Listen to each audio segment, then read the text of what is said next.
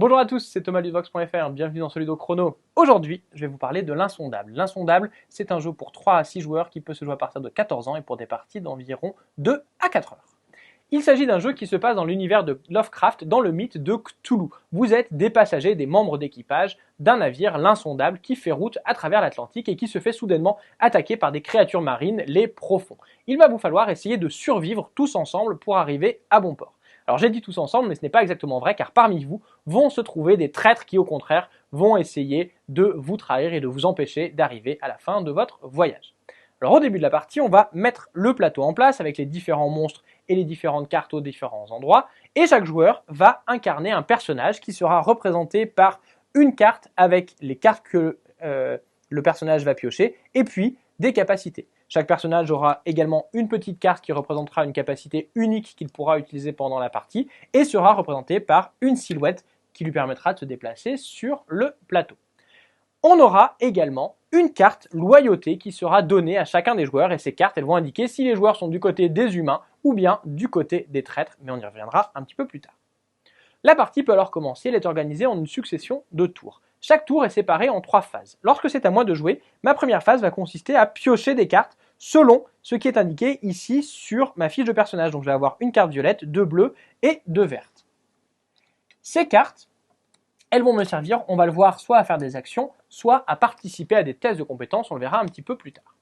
Je vais ensuite pouvoir faire 2 actions. Alors les actions, les actions générales que je pouvais pouvoir faire tout le temps, ou bien je vais pouvoir utiliser les actions des lieux où je me trouve, ou des cartes que j'ai en main. Dès que j'ai un objet où il y a écrit action, je pourrais utiliser cette carte pour faire l'action en question. Donc ici, je vais faire ma première action qui va consister à me déplacer n'importe où sur le bateau. Je vais me mettre ici pour que ma deuxième action me permette d'attaquer le profond. Donc pour attaquer le profond, je vais tout simplement lancer un dé. Si je fais un résultat qui est supérieur à 3, le profond est vaincu. Sinon, il reste en place, comme c'est le cas ici.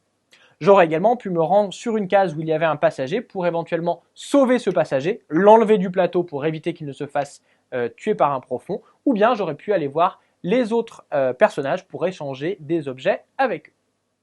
Une fois que j'ai fait mes 2 actions, on va passer à la phase de mythe, la dernière phase de mon tour, où je vais tout simplement piocher une carte et on va la résoudre. Alors lorsque l'on pioche une carte, il y a toujours 2 phases là aussi à résoudre. Tout d'abord, on aura un texte d'ambiance qui va nous expliquer ce qui se passe, et ensuite, on aura quelque chose à faire. Alors soit ce quelque chose, ce sera un choix. Ici, c'est le joueur actif qui va choisir entre 2 options. Évidemment, il pourra discuter avec les autres joueurs.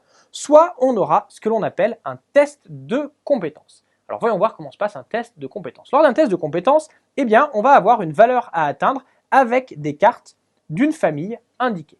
Au début du test, on va piocher 2 cartes du paquet KO. Ce paquet KO, il est créé au début de la partie et il va contenir 2 cartes de chacun des paquets. Ces cartes, elles sont donc ajoutées au test de compétences face cachée. On ne sait pas ce qu'il y a dedans, si ça va nous aider ou au contraire nous freiner. Les joueurs ensuite, à tour de rôle, vont pouvoir ajouter des cartes à ce test de compétences. Ils peuvent en rajouter autant qu'ils le veulent, mais évidemment, ils ne doivent pas dire quelle est la valeur qu'ils vont mettre exactement. Ils peuvent juste dire s'ils mettent un petit peu ou beaucoup. Un joueur comme ici peut choisir de ne pas en mettre, ou un joueur peut choisir d'en mettre beaucoup de sa main. C'est lui qui va le décider. Les cartes sont ensuite récupérées. Elles vont être mélangées. On va ensuite séparer les cartes en fonction de si elles apparaissent dans les symboles qui sont ici ou si elles n'apparaissent pas. Donc ici par exemple, cette carte apparaît, celle-ci a un symbole qui n'apparaît pas, celle-ci apparaît, et ainsi de suite. On va ensuite faire la somme des cartes qui apparaissent dans les symboles qui sont ici, et on va lui soustraire les valeurs des cartes qui n'apparaissent pas. Donc ici, on va faire 2 plus 1 plus 5 plus 3, moins 3, moins 1, et encore moins 1. Si le résultat est supérieur à la difficulté du test, on va alors faire l'effet réussite. En général, il n'y aura pas d'effet. Sinon, on fera l'effet d'échec. Lorsque l'on va échouer au test, il va se passer des effets qui vont être négatifs. En particulier, ils vont faire baisser un des compteurs qui se trouve ici, et ces compteurs, si jamais l'un d'entre eux arrive à 0, la partie est immédiatement perdue. Une fois que l'on a fait cette phase, on va faire la dernière phase qui va consister à tout d'abord activer les monstres. En fonction du symbole qui se trouve ici, on aura un des 3 types de monstres qui sera activé.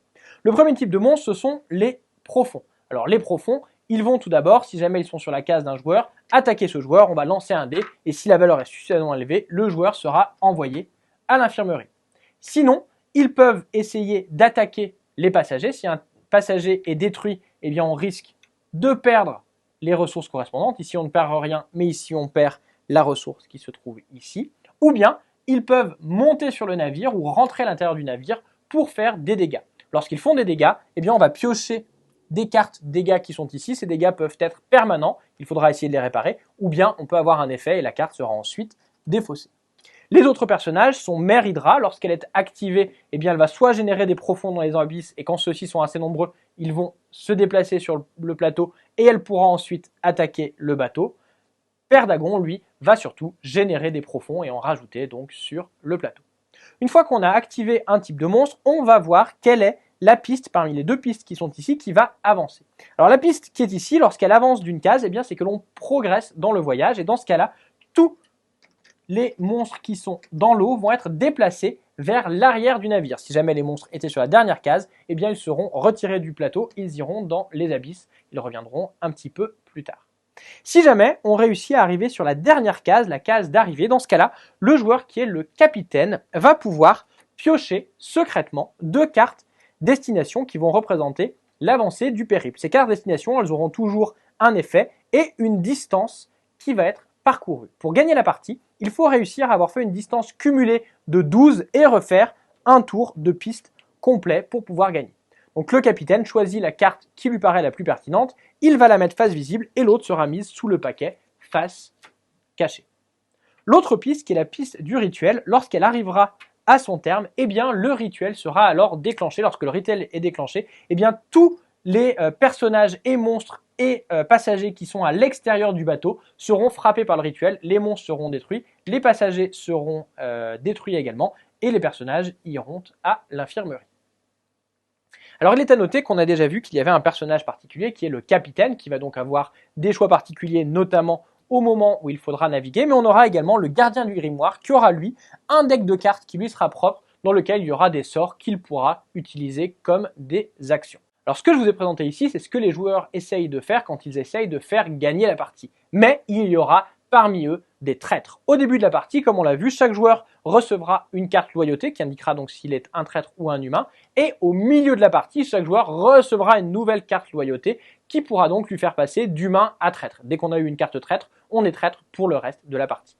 Lorsqu'un joueur est traître, eh bien, il va tout faire pour essayer que les humains perdent. Alors, il y a plusieurs façons de faire ça. Soit en restant infiltré, dans ce cas-là, il pourra soit faire les mauvais choix quand ce sera à lui de jouer, soit mettre des cartes négatives dans les tests de compétences pour essayer de les faire échouer. Il pourra également à tout moment choisir de se révéler. Dans ce cas-là, il aura d'autres actions à sa disposition. Les autres joueurs sauront qu'il est un traître, mais il pourra éventuellement les attaquer, attaquer les passagers. Il aura même un paquet de cartes traîtrises qu'il aura accès uniquement et donc il pourra utiliser pour gêner les humains. On va donc ainsi enchaîner les tours jusqu'à ce que soit le navire ait fait une distance suffisante pour gagner la partie, soit jusqu'à ce qu'un des compteurs arrive à 0, que l'on ne puisse plus placer de profond sur le plateau ou bien qu'il y ait 6 dégâts sur le navire et dans ce cas-là, la partie est perdue. L'Insondable, c'est donc un jeu dans lequel il va falloir utiliser au mieux nos actions pour survivre, mais aussi bien surveiller ce que font les autres joueurs pour essayer de débusquer les éventuels traîtres. Voilà, vous savez presque tout sur l'Insondable. Maintenant, à vous de jouer et à bientôt sur Xbox.fr.